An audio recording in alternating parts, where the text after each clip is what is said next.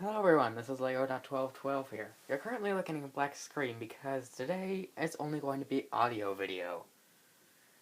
So, there's no real point to showing you anything because there's nothing to show.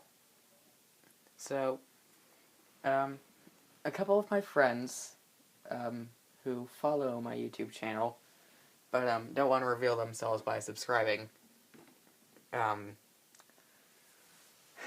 have wanted to see a video about how we do our Nerf wars so that they can see the video instead of me explaining it. So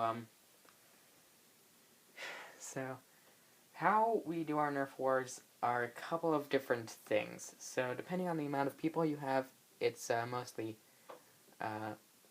even number of people. If you do have an odd number person, then there is the round coach, which basically verifies who's in or out. So it's better to have an odd number of people, but it's more exciting if you've got an even number of people. More like anarchy. So, in a 1 versus 1 game, or in a 2-player game, the first person to shoot down and kill the other person with Nerf darts wins. And it takes 4 shots with a 5 to 10 second minimum. Sorry, 5 to 10 second maximum. 5 to 10 second maximum per shot in order to kill anyone. So, however, if one of the people is playing with either the Rough Cut, the Stampede, the Vulcan, or any type of rapid fire blaster, then the minimum is every 2 seconds. So you have to wait every 2 seconds before each shot, and you can't wait more than 5 seconds before each shot. Sorry, after each shot. So, in a 2 versus 2 match, or a 4-person game, there's a new thing added in, which would be the base and the base guard. The base in a 4-person match, basically what that does is it has 20 hit points. This means it takes 20 bullets in order to take it down, and get to the base guard.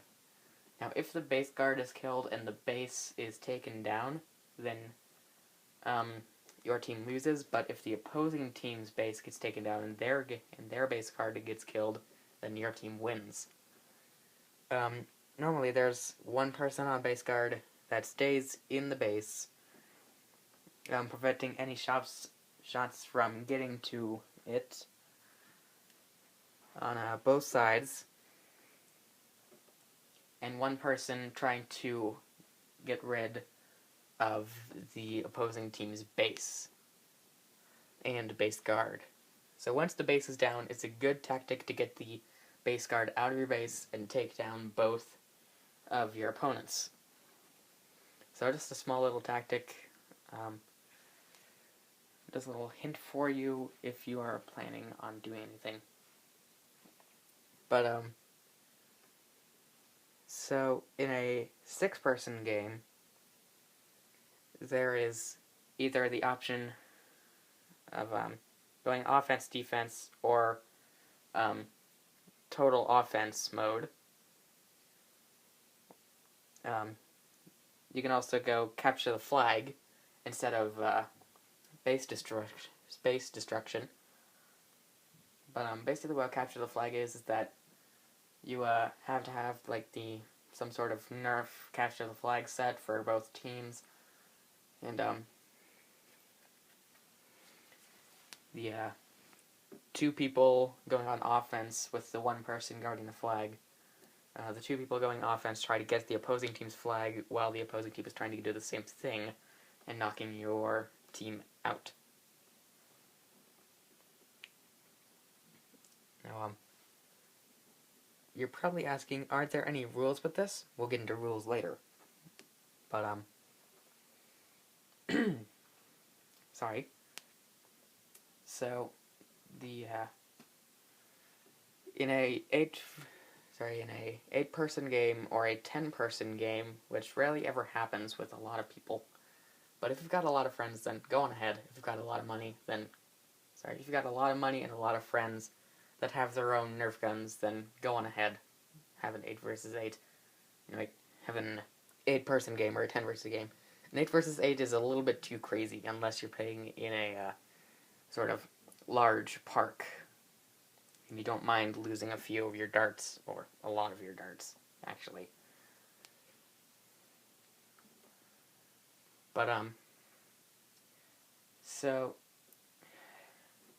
in a 8-person game, or a 10-person game, sorry, anywhere more than an 8-person game, it gets a little bit hectic, but it's really fun. So, 2 people act as base guards, and 2 people try to take down the opposing team's base. And this is where classes start to kick in with a really good benefit. In a 6-person game, then classes start to have a little bit of benefit. In an 8-person game, it's a bit more... it's a bit better to have classes. And in a 10-person game, in most ways that people like to do it, it's required that you have classes. So, I'll show you what I mean by classes in separate videos, because this one might take a little while to explain. So, in a 8-person game... in a 6-person game, the base has 40 points, which means it has to take 40 bullets to the base and kill either one or both of the base guards, depending on how many are stationed at the base, in order to win. So, this is where one class in particular, the gunner, comes in handy, because he's normally armed with either the Vulcan or the Stampede, which both have a relatively high ammunition capacity. But you can also use guns like the Hailfire for the gunner, and other separate weapons that we'll get into later. But so we're almost reaching the 8-minute mark. I don't want this to go more than about 10 minutes. So in an 8-person game, the base has 100 defense, and normally has 2 base guards. So 8-person game is a bit more, goes on a bit longer, and this is where reload breaks come in play, because even in a 3-person game it could come in play if you really want to, but depending on how your opposing team's weapons work and your weapons work, and by work I mean how fast they go through ammunition, like the Vulcan and the Stampede and the Rough Cut, maybe even a couple of blasters that you wouldn't really think of, like the Hailfire, or a couple of other assorted blasters that I don't know the names of. Reload breaks come in really handy in those cases. So, I'll get into classes later in separate videos, but that's basically the recap.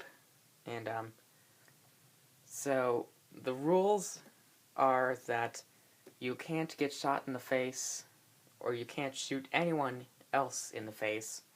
If you do, then points are taken away from your base, or the opposing team's base.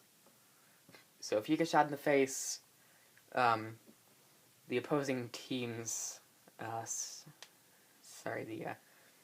the opposing team's base gets a little bit injured, and if you shoot someone else in the face, your base gets a little bit injured. So no face shots.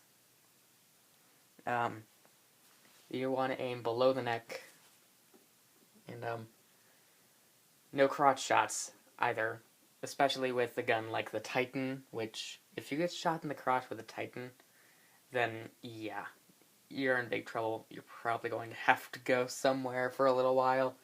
Go to your happy place. Go to your happy place. Yay. That's what my parents always said to me when I got injured in the crotch. But go to your happy place. I know that sounds really wrong, but so I gotta wrap this up pretty soon. So that's one of the basic rules. We'll get into class-specific rules later. So see you in the next video.